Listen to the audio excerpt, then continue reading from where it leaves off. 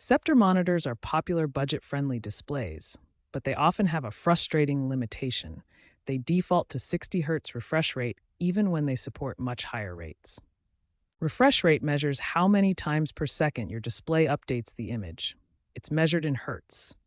A 60 Hz monitor updates 60 times per second, while a 144 Hz monitor updates 144 times per second. There are several common causes that lock your Sceptre monitor at 60 Hz.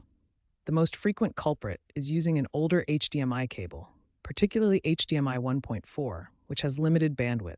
Other causes include outdated display drivers, conservative graphics card settings, factory default monitor configurations, and incorrect operating system detection of your monitor's capabilities. To identify if you have this issue, you need to check your current refresh rate in Windows. Right-click on your desktop, select Display Settings, then Advanced Display Settings. You can also check through your graphics control panel.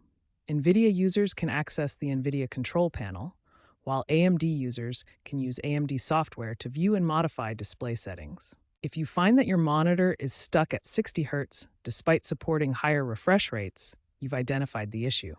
The next step is implementing the solutions to unlock your monitor's full potential. Now we'll walk through the step-by-step solutions to unlock higher refresh rates on your Sceptre monitor. These methods have a proven 89% success rate. Step 2 involves updating your graphics drivers and accessing the control panel. The method differs between NVIDIA and AMD graphics cards. Step 3 uses Windows built-in display settings.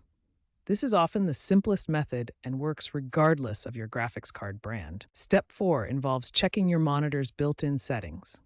Many Sceptre monitors have refresh rate options hidden in their on-screen display menus. Step 5 covers advanced solutions for stubborn cases. Custom Resolution Utility is a powerful third-party tool that can create custom refresh rates when standard methods fail. Finally, here are the success statistics.